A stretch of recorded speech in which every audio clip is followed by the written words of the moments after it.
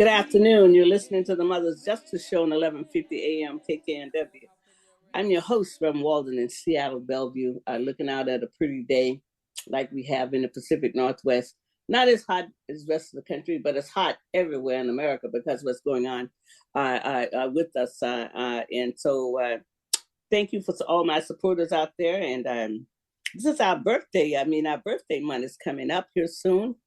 Actually August 5th was 1990 was when I started, when my kids got beat up by the police. I didn't think I'd be doing this this long.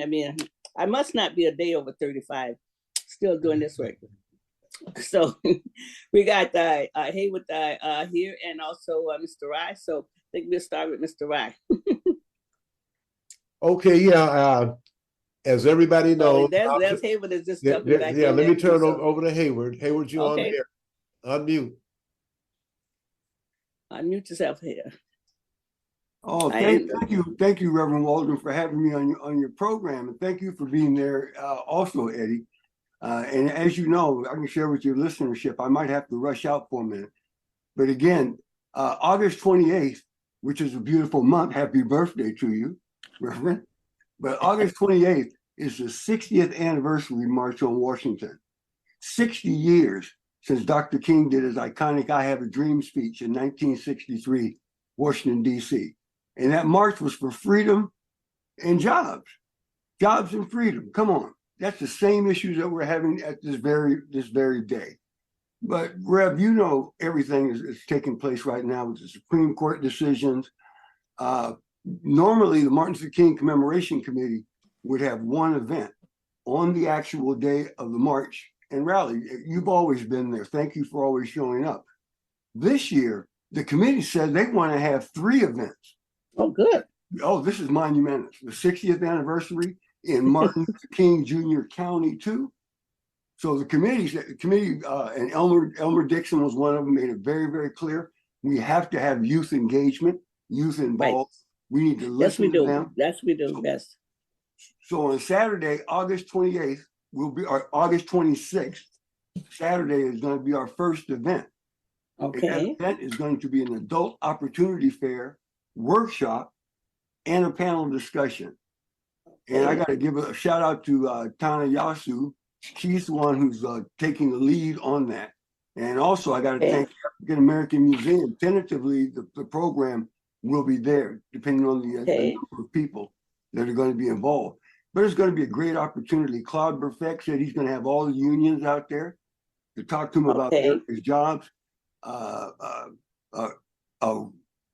Louis Rudd, the owner of Ezel's Chicken, said he'll be there, help us out on the business side to help people become entrepreneurs. So I'm really feeling great about that event. And as you know, at all of our events, we always feed the people. So this event too, hopefully we're gonna have a variety of ethnic dishes there, or we'll use that caterer that we used last time. And he was absolutely fantastic. And do you remember that caterer's name? Yeah, Jamil Hill. Jamil's Big Easy. Well, Jamil. Okay, Jamil is a great cook. Yeah. And he catered it last time. He might be catering, hopefully, this the youth program, that youth opportunity fair and workshops. Now, can I ask you a question about the youth opportunity fair? Yes, ma'am. Because I don't know, you might already be doing this, but some of the groups who's going to be there. But I think we have to begin to talk to our young people about a longevity and staying in. Because 1990, I had no idea after the police beat my kids up in 1990, August 5th, coming from the Black Community Festival, that I'd still be doing this work. And I think that somehow we have to let them know that it's not for a minute. It really isn't. It is really, for some of us, it's for a lifetime. And I know everybody can't do the lifetime commitment. You and Eddie and all those other people. But I think that sometimes with a drive-by this, and people get upset if they have to wait for the drive-by because people want it now. So I hope somehow somebody is going to be connecting the dot to let them know that that it's a continuous thing that goes on in our lives because yeah. So anyway, I thought if it's not there, maybe that's something you all can think about. I couldn't come to the meeting on Tuesday because I have another Zoom with the Community Police Commission at the same time. So.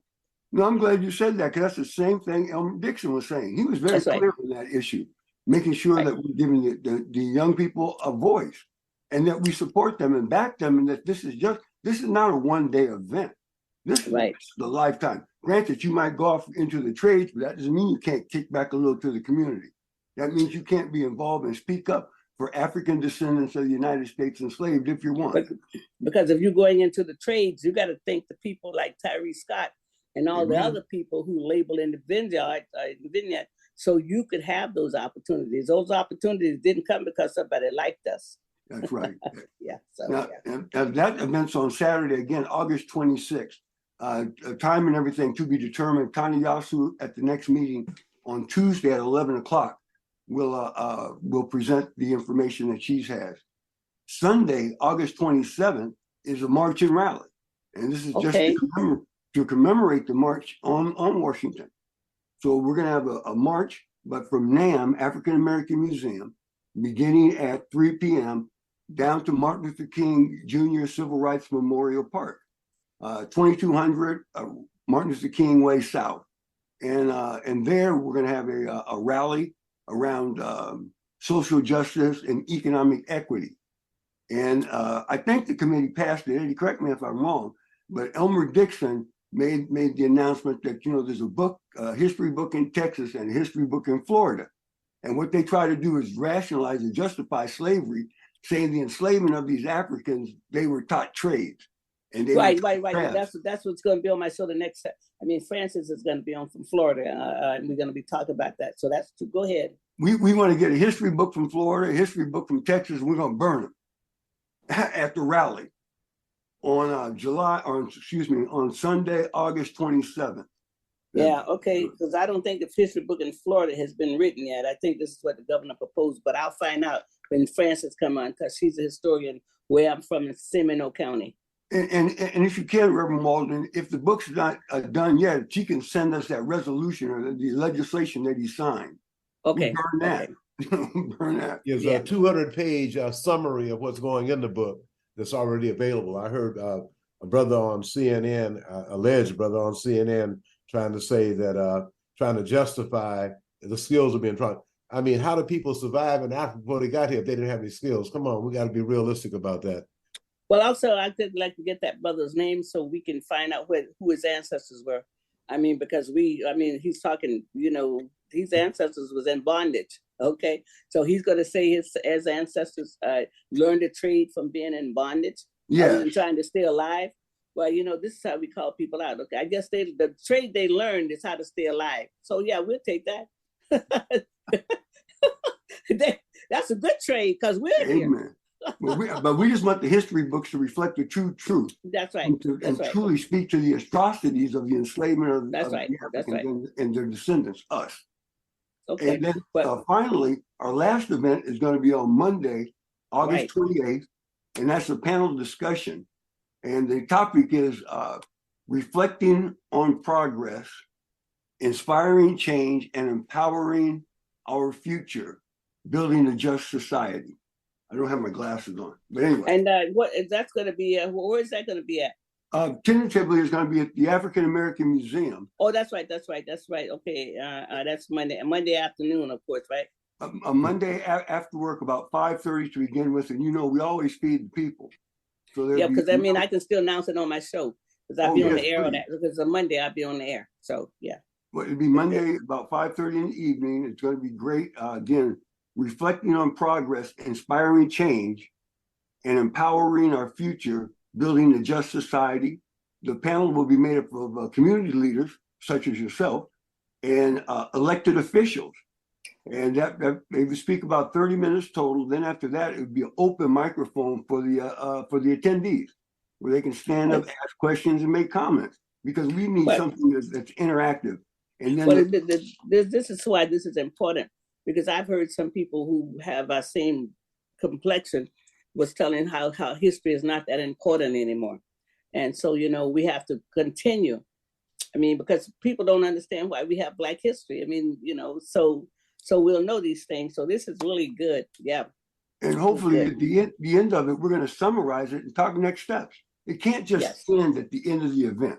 We have to talk next steps and what we're going to do to move ourselves forward, particularly, again, in light of what the Supreme Court is doing. Well, one other thing we have to do is that we also got to meet with Minister Jimmy Hurd, the pastor of Holgate Street Church of Christ, because after the march, people will be hungry again. There you go. We have to meet with him about having a reception at the Holgate Church. They do a good job there too. They do a good job. Yes, indeed. They really do a good job. Really and truly. Well, this is good plans, because you know why I'm jazzed. You know why I'm so happy about this, because I've been out of high school 60 years, and I've been here. I'm here, and I graduated in 1963, 100 years after Lincoln had signed the paper. And the March on Washington was right after I graduated from high school. And then in September, we'll talk about what the Ku Klux Klan did in retaliation for that march. That was the Birmingham event. That August 28th event, Reverend Harriet, is the day that Emmett Till was murdered in August 28th, 1955. And that's why Bayard Rustin and A. Philip Randolph and others selected that day. Wow. In memory of that atrocity. And I still can't give Emmett Till's mother, Mamie Mobley Till, enough credit. No, me neither. In the casket and letting everybody see. As Reverend Al Sharpton was saying earlier today, that's one of the things that catapulted the civil rights movement, that made Rosa Parks sit down on the front of the bus, and a lot of other things happened. A Montgomery bus boycott, and a lot of other things after that. All of that.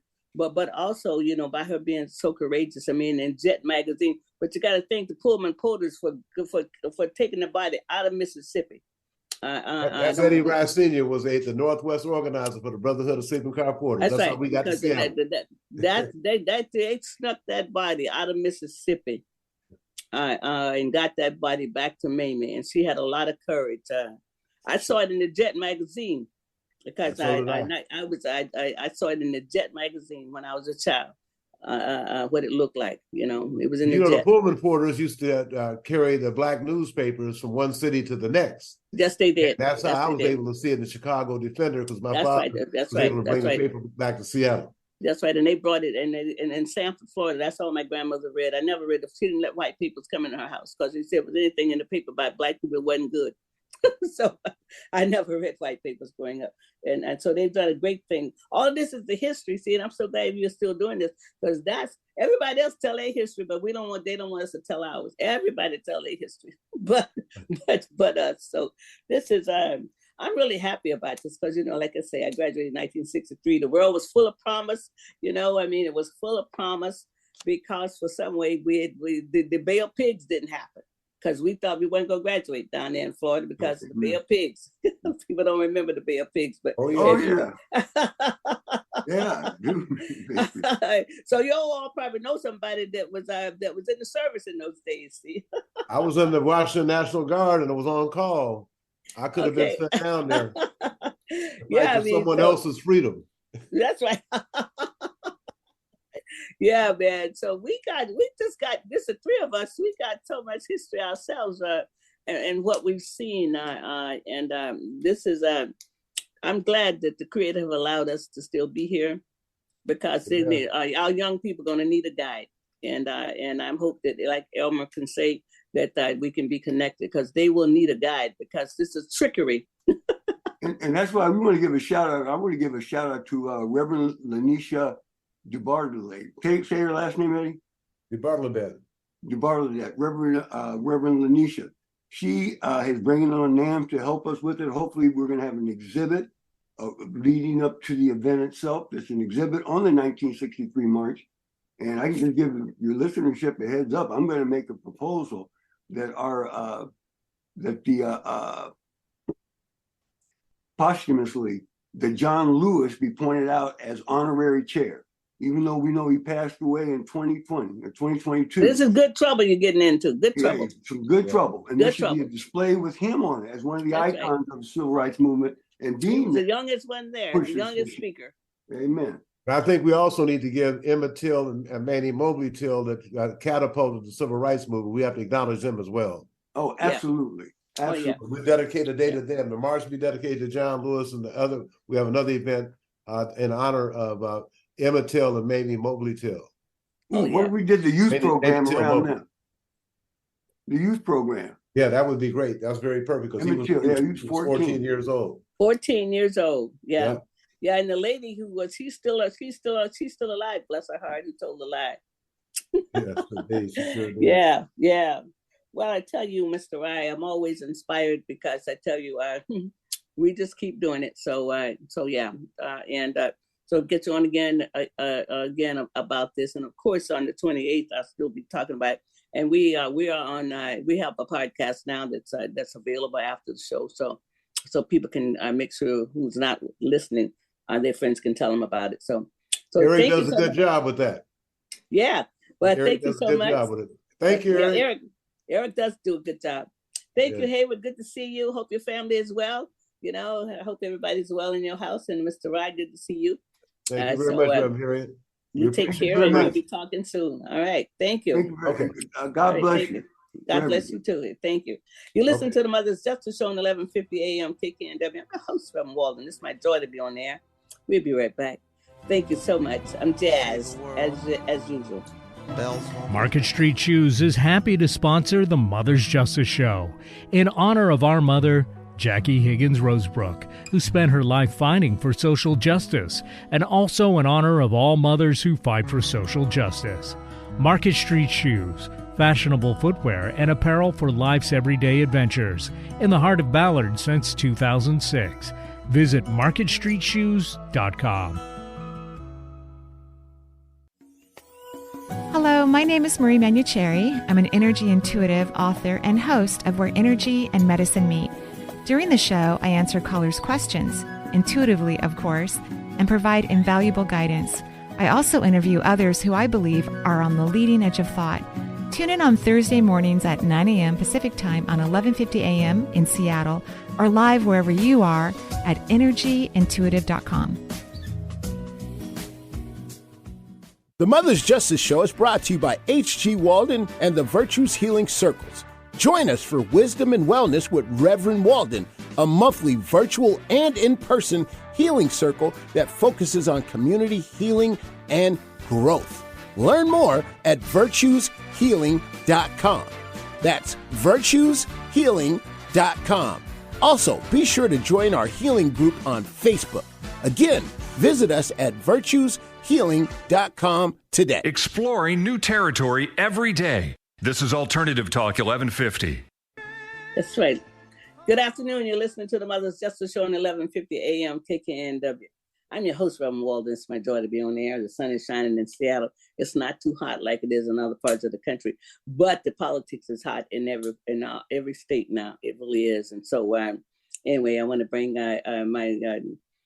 my classmate, my friend, and historian, former school teacher, retired school teacher, and she still got on her tennis shoes. I'm going to bring on Frances. I'm Miss Frances Oliver.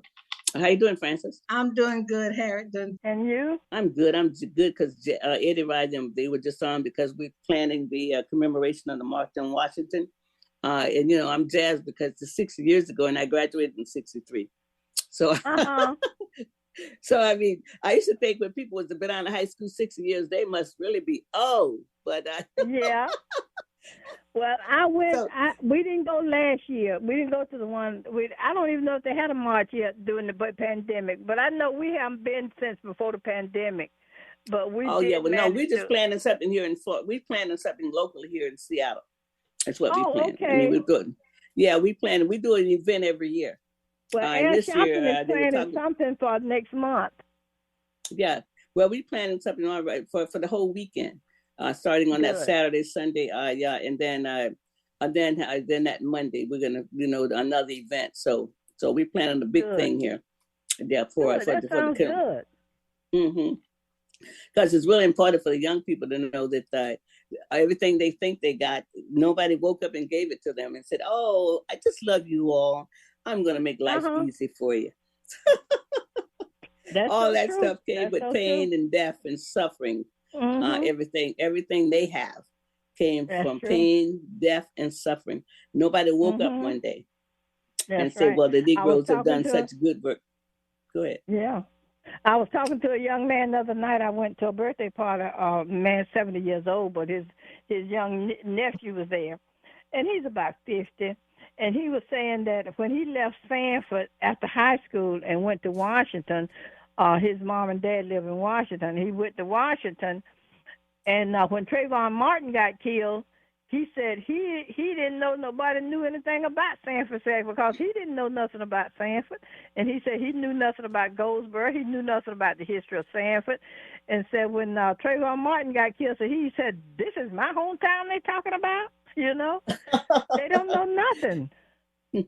Well, you know what, Francis? Every city I've ever lived in, starting from when I was living in Los Angeles, I was at the UCLA emergency room, and Cassandra Shepard walked in.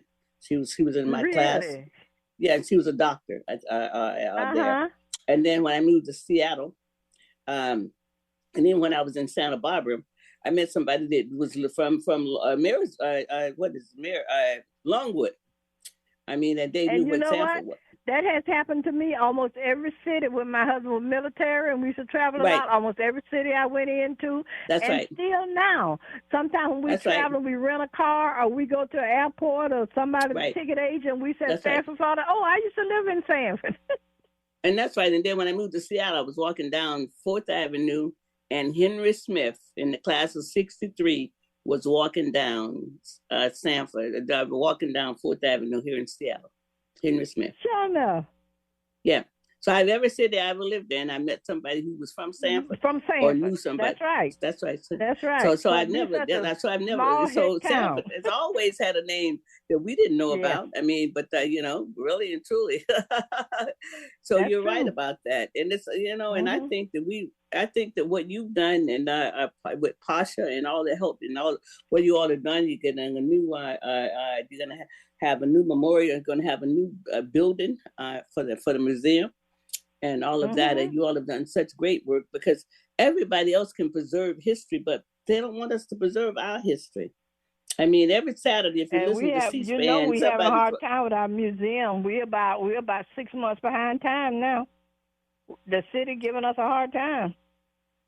Well, I guess going to have to press them. See, I mean, because really, these people, I remember when Al Gore didn't fight for Florida. I remember that somebody had, I don't know if you and I were on Facebook together then, back then, but I know that somebody said that, no, I wasn't even on Facebook then, but somebody said that they didn't count all the votes in Seminole County. So some of the votes. Let me tell you, Seminole County has been taken over by Republicans, have been taken over by Trumpeters. Right now, there are a lot of Trump. Trump has had more rallies in Sanford than any other part of Florida. Isn't that amazing? And that is just amazing. And that tells you something right there, right? It tells you something right there that what's going on, and this is the time that people are going to have to put on them not no sleeping caps. Francis, what you have to have for a wake up cap? You know what a sleeping cap is, Scrooge had on a sleeping hat. He had on he had a cap on his head when the ghost of Christmas Past came to see him. Yeah, but Harriet, something is happening now that I don't know if it's the right thing to happen. Well, the Divine Nine, they want to help out as much as they can, but the Alphas just canceled their convention in Orlando because of what's going on with the Sanders. But we don't need people canceling conventions. That's all. I think they said something like about $30 million or something like that Orlando going to be missing. Well, we need people to come and speak up. Kamala Harris coming back to Florida tomorrow. She's going to be in Orlando tomorrow. Okay.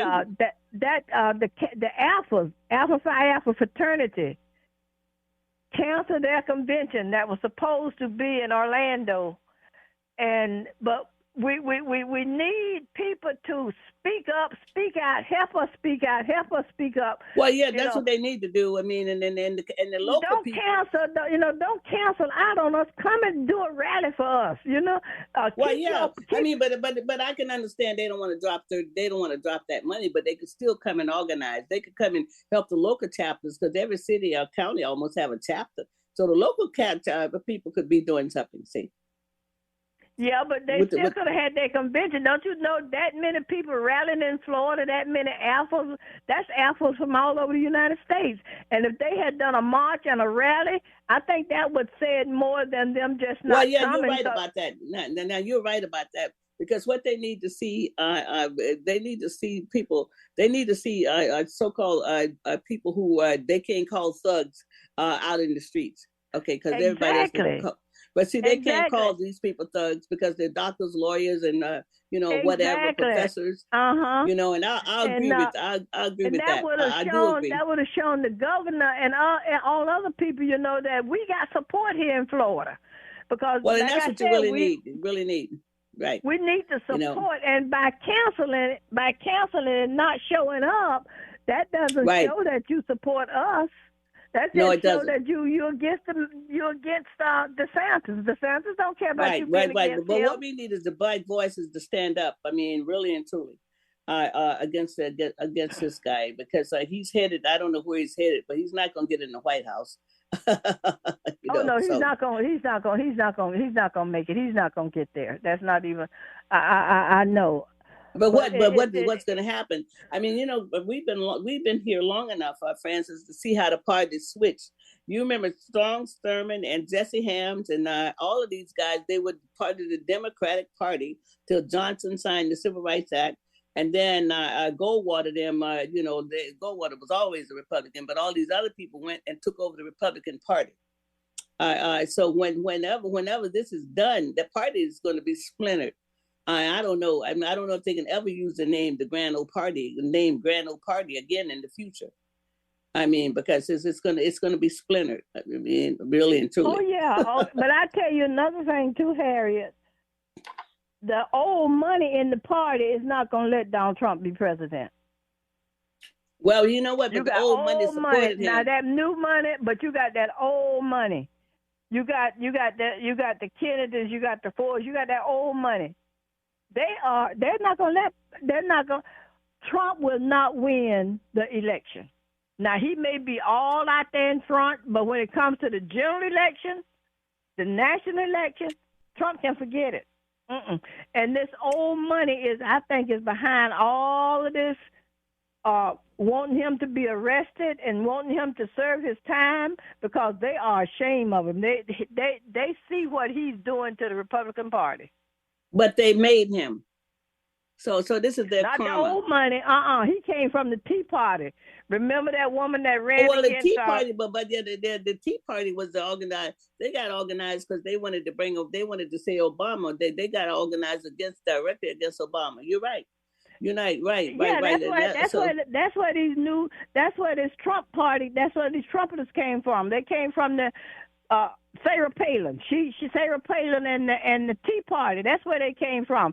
And them old people were. That's why they didn't. That's why Kane, what his name, that ran for president. That's why he did so bad, because of the Tea Party. That old money did not want the Tea Party. Well, it's going to be interesting. And they'd rather see a black man be president. They at that time they would rather see a black man be president than the Tea Party take over the Republican Party. And but they did take over. Then that's where you got Trumpeters came in. Well, because he hit a nerve, and this is why I've been mentioning here in Seattle, is that Reagan started it when in Philadelphia, Mississippi. He sent them a message, but the two Bushes wouldn't do what they wanted to do. Bush 1 and Bush 2 would not do what they wanted to do, and they kept organizing until they found somebody like Trump. And to have all these hot button issues, because hot button issues. I'm gonna tell you, when Bush 2 was president, he appointed Atwater to go out and get as many blacks to join the Republican Party. Now, people may say what they want to, but he was the only president that had black folks in his cabinet. He appointed two blacks in his cabinet. And the man before him, right? I agree with you. Clinton, that's why I said the Bushes didn't do what the ultra conservatives wanted done. I mean, because they didn't. But they kept working at it till they found Trump.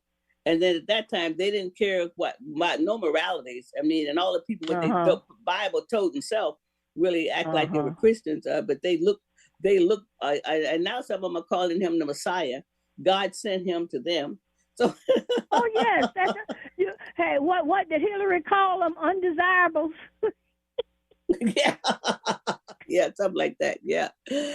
So let's take a break and come back and finish our conversation. And he was the one saying, "Lock her up, lock her up."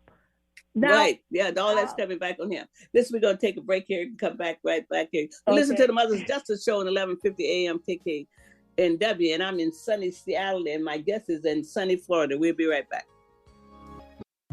Market Street Shoes is happy to sponsor the Mother's Justice Show in honor of our mother, Jackie Higgins Rosebrook, who spent her life fighting for social justice, and also in honor of all mothers who fight for social justice. Market Street Shoes, fashionable footwear and apparel for life's everyday adventures, in the heart of Ballard since 2006. Visit marketstreetshoes.com. Hi, this is Dr. K. Mahina Intron, inviting you to tune in on Mondays on 1150 KKNW at 5 p.m. to Dr. K's Attuning to Your Abundance, where we honor everyday abundance through positive messages, poetry, music, affirmations, and writing exercises. For more information, contact Dr. K Workshops at gmail.com or Facebook, Dr. K's Abundance. Talk radio with a purpose. Alternative Talk 1150. That's right. People get ready. There's a train coming, and we are thanking the Lord. You're listening to the Mother's Justice Show on 1150 AM KKNW. I'm your host, Reverend Walden. You know I just love being on the air. I just always be jazzed about being on the radio. I don't want to bring my guest in. She's always jazzed, too, with her tennis shoes on, trying to act like she's perpetrating as an old lady, but she's not old. Francis, come on, give me some more. No, I was telling you about that place where DeSantis were born. You know, in Florida, we don't call him DeSantis. We don't call him Ron DeSantis. We call him Ron DeSatan. Because I'm telling you, he's the closest thing next to the devil that ever came to Florida. Well, you know what? No, when you read The Devil in the Grove, honey, Florida's had a lot of history of bad governors. But this, I think he's the icing on the cake. You know. He is. That's because he's the icing on the cake. Like I said, that little town he's from over there, they got 1% black. Now, if there's only 1% black, he may have gone through his whole first grade, whole elementary school, high school, middle school without one black being in his class. But more importantly, he must have learned something. Most importantly, people like this learn something from their family of origin. So he probably learned something in his home also. About people, and then about people who were, and again, everybody's on the, he's probably down, is that near the Seminole land? I mean, because all of that was native people, all this land was native land, so. Exactly, all of Florida was native land. Oh yeah. And so when Ponce Leon discovered Florida, it was black people already here living among the Indians. That's right. You know that. Slaves that got lost trying to get up north and ended up in Florida. Instead of going north, they came south. And when they got to Florida, there was no other way, nowhere else to go. So the Indians took them in. That was before. Right. That was before Ponce Leon discovered Florida. That's right. And he could, his boat just went there because it was already a place on the map. It was already there. Mm-hmm. Yep. Yeah. Yep. Well, one of the things that we want to talk about some more is that I want to get a copy of the law that he signed because the people here are interested in it. And so it's probably on the website there. You can go. You can find it. It's there. Yeah, it's there. One, you mean the one that he signed? Because he done signed by 80 of them. You want the no? One I mean, saying that we say, you know what? I want to know what a benefit America was to his great grandfather in 2009. Talking about benefits. What was it? How was it? But the thing about it, his grandfather wasn't no slave. Oh no, I'm not. But you talk about all these other people who come to America. No, it was his great grandfather, because it was his great grandfather that came. His thing is what we know today is we know it because of slavery. And if it hadn't been for no slavery, we wouldn't know diddly squat. We would still, like the woman said, we would still be in Africa worshiping trees. You know, I'm going to get her name again, because where did she get her PhD from?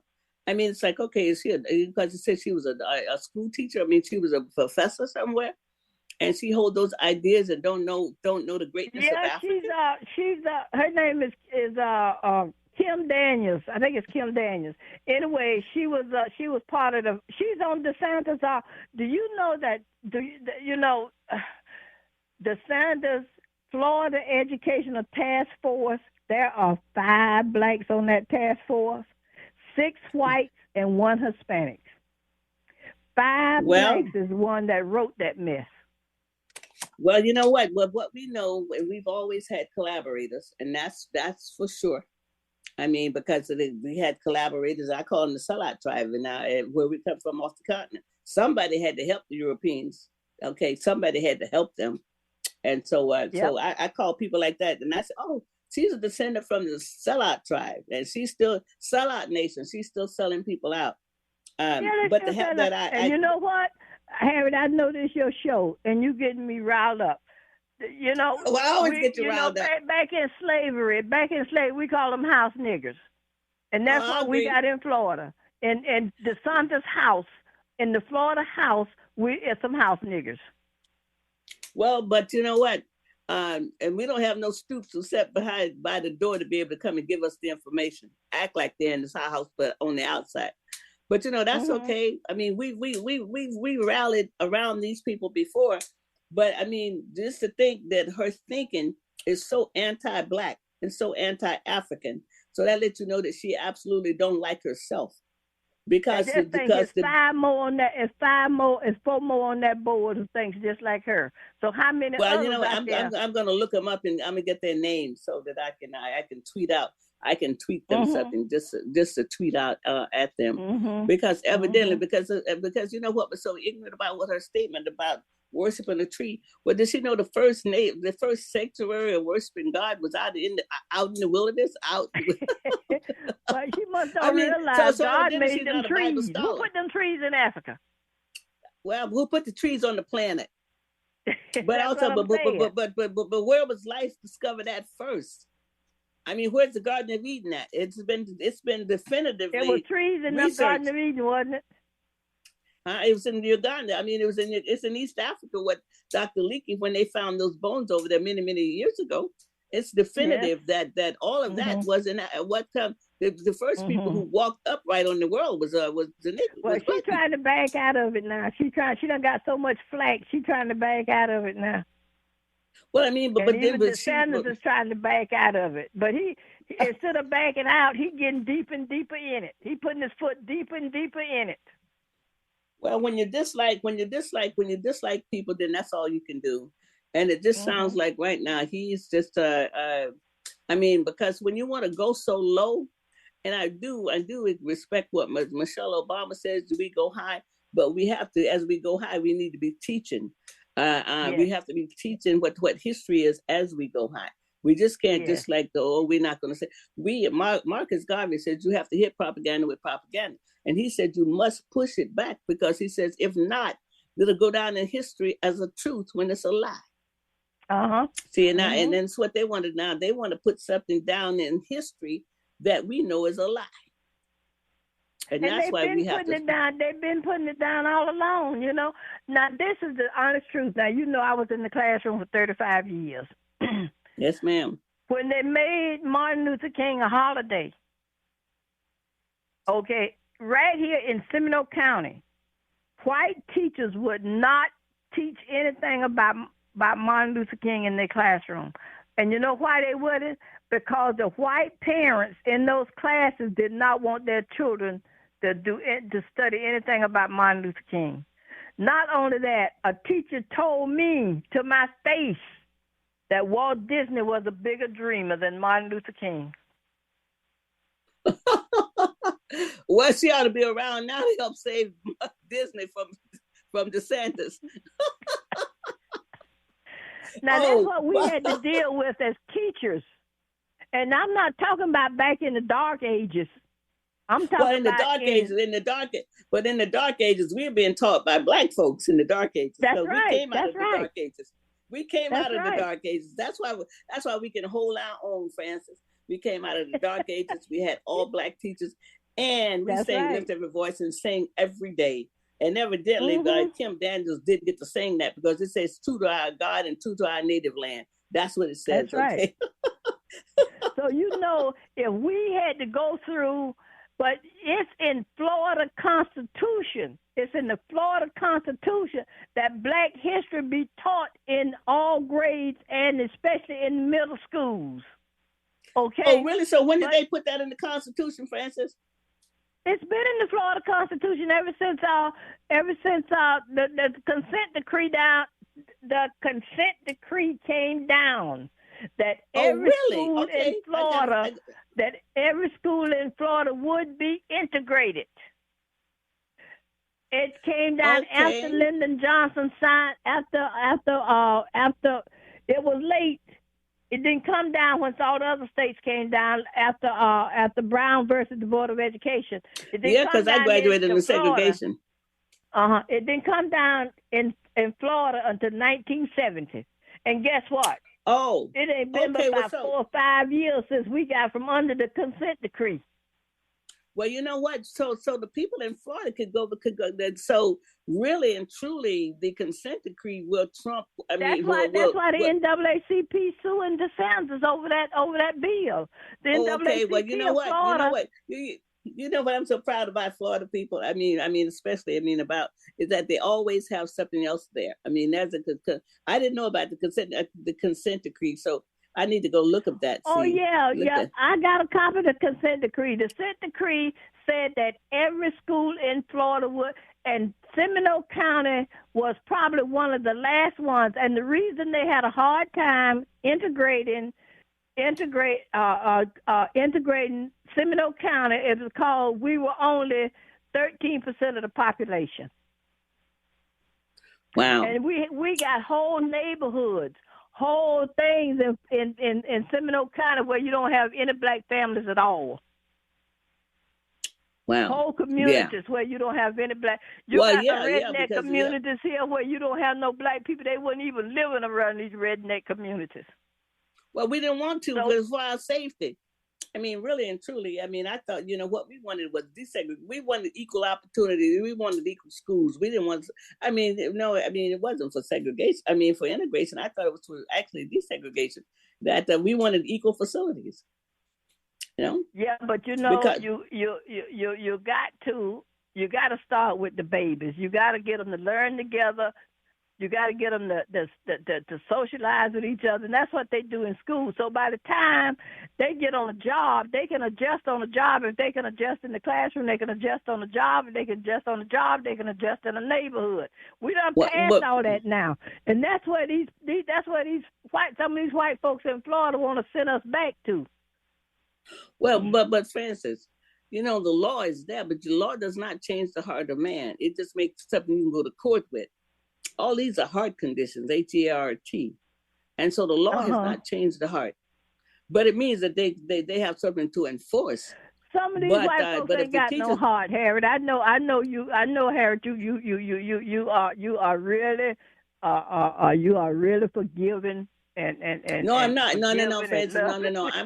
I'm talking about what changes. I'm talking about how you get changed, and we have been working. Not in Florida. That don't work in Florida. No, just listen for me 1 minute. Just 1 minute. Francis, we're the people who brought hospitality. That's what they talk about, Southern hospitality. I tell them it's African hospitality because they were lynching us and we were still being nice, okay? Exactly. Really, and forgiving them for every lynching, we will forgive them. Well, I never, I just know, hey, what I'm talking about is that we have to come to recognize the fact that it's something there that might not ever shift, and it's not us who need to shift. It's somebody else. We've done everything we could to get along with people. And so it's nothing else we can give. It's nothing else we can do. but hold our ground. And like Chief Joseph says, where the sun sets today, I'll fight war no more than ever. No, where the sun set today, we ain't giving another fuck. We're not. Mm-hmm. So I mean, I'm on the same page you are. I'm on the same page you are. It says, I might sound like a different, but no, we're not going back. But they want to go back. Harry, that's what brought us through the 60s. You had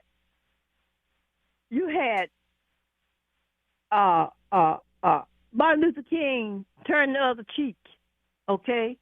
But on the other hand, you had Stokely Carmichael saying, "Burn, baby, burn."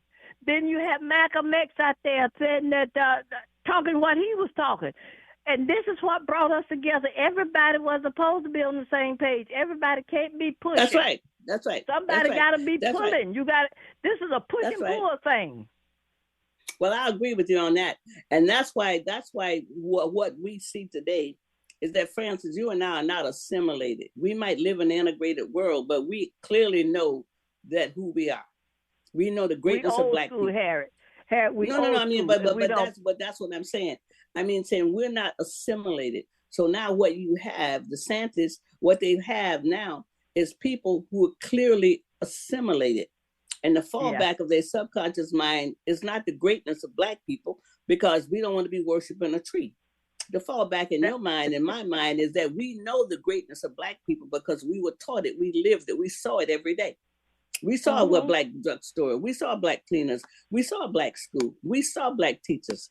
We saw this every day. And then, people who wanted to go to be a doctor, we had Meharry a medical school. Okay, we had HBC schools. Black people, educated Black people, you got FAMU, you had, and all these places, all these HBCUs, Tuskegee, all these schools. So we knew that. See, we knew, and that's what carries us today. We don't waver on the greatness of Black people. We do not waver. And because we know that. We didn't learn it in slavery. We just was a resistant people in slavery. It wasn't that, because we said, I don't want to talk about what the Sanders and his bunch say, but see here, when we came over here, we brought it with us. We brought everything here. We brought it. Right. We brought it with us when we came. But listen, the Native Americans had to teach the people how to eat and how to stay alive the first winter, because they didn't have no. I mean, a lot of people who came to America, they are from Europe, but they were the servants. They were the people who had no skills. Now they didn't have any skills. Okay. That's right. And so rice, all that rice people eat on the South, and the South didn't come from Asia. It didn't come from China. It came from Africa. Yeah. All this stuff, And I said, well, give us back everything. Give us back everything. That's right. But this is what we have to continue to teach, and have platforms. I would hate to be a teacher in the classroom today, because I know I would be fired. Oh well, I'm talking about it. We have to have other ways of teaching our children. I mean, if you have, and I know a lot of people ain't doing Sunday schools. You can do Sunday. You can teach. It's a lot of ways. We have to be creative. And we have to get the children's minds back. And one thing we did here, what we did when the McCall Indians a few years ago, on the same weekend they impeached Clinton, we were up in Near Bay. That's the farthest point north that you can go and be in America, because you're looking at the Strait of Wanapauga and you see Canada. When the McCall tribe bagged a whale, they had to do something outlandish to get their children's minds back, so their children could respect them. And we went, a continuously of Black people, we drove up there. It took, it's a long ways from where I am. You have to go on a ferry, and we have to be, it's a long ways to get to Near Bay. But that's what they did. And so we have to really get our kids' minds back, because it's been captivated by people who don't want to see them successful. And so that's where the work is. And I'm excited. And Harry, I'm jazzed, because I've been out of high school 60 years. It's going to be some work, because, what the white folks was afraid of us is mixing of the races. And they were so afraid that it was going to hurt them. But the mixing of the races, really hurting us more than it's hurting them. Because well, that's what my grandmama told me. Mama told me that too. Mama told me in the 50s that would happen, that assimilation would bring on association, and that the best of our music and everything else, and we would be a different kind of people. I mean, those people, my grandma was born in 1889, and she could see all of this stuff happening. But I'm hopeful, Francis. I'd like for you to be jazzed up, because when you're jazzed, you're hot, you're cool, you know. Love it. What year did you graduate from high school? What year was that? 61. Oh, 61, you too. Okay, and I graduated in 63. Yeah, but aren't you glad that God has granted us the grace to be here? I mean, really and truly. Because they said every time an old person dies, it's like a library burning. Okay, that's the African proverb. I'm writing a story now about, you remember Martha Hall that was raised on 13th Street? Yeah, I remember Martha Hall. Yeah, well, I'm writing her story now. Do you know she's the oldest living person that's still living that was born and raised on 13th Street? Oh, wonderful. Yeah, that's good. That's good. People ask me where I get a lot of my stories from. She helped us put that museum together. She told us a lot of stories because, you know, her house was right next to Papa Clark's, to Mr. William Clark house. She was raised with Mr. William Clark grandchildren. I think I'm related to William Clark on some kind of way. That's what Jocelyn thinks. You met Jocelyn Ford from Tampa. She's a Walden. Jocelyn, some kind of way. I think I might be related, because she thought the Clarks and the Waldens was related some kind of way. They were. But I think that by marriage. Yeah, right. One of the Clark boys married one of the Waldens, Miss Walden is a Walden by marriage. But what was her maiden name? Oh, I don't know, see. I got it up there in the museum. I got all that stuff in the museum. But they were related by marriage. Yeah, I know my grandfather was born in 1885 or something like that, and my grandmother, I mean, of course, he was born he's a Walden, but my grandmother was born in 1889 in Columbia County, which is now called Lake City, Florida. So I think Miss Walden, I think Paige Jackson was Miss Walden's daddy. She was a Jackson. I think Paige Jackson was her daddy. Because that's the cemetery that was there. See, Paige Jackson Cemetery. And she married a Walden. Yeah, well, see, and that's why we keep going. See, you know, I just love talking to you because I love history. History is my Bible. I mean, that's how I believe. I believe the more I know about life and the more I can connect with it, I mean, that's like, wow. And I think that's really, really what's going to make us believe that we can actually do something again. And I mean, I'm not talking about me and you. I'm talking about a whole group of people who came through since the 70s, since 1975, that might not understand what we got. We got a lot. Yeah. This is always good. Clark, I got about a minute. What now? No, I said, I just hope that our biracial children will be able to carry on and know their history too. And, if they have a black mama, they might. If they have a black mama, they might. Okay, because the woman. I don't know if they got a black mama. She had no business being with that white man. Well, you know, Francis. Okay. Well, you know what? Tell that to Clarence Thomas. So what now? Tell that to Clarence Thomas. Thank God he didn't have no children. Did they have any children? I don't think so. I don't think they But you know, Francis, we're running out of time now. But you know, it's always good to talk to you. So it's 11:50 a.m. KKNW. My time is up. I got to go. Thank you, Francis. I'll talk to you again sometime in August or September. Thank you.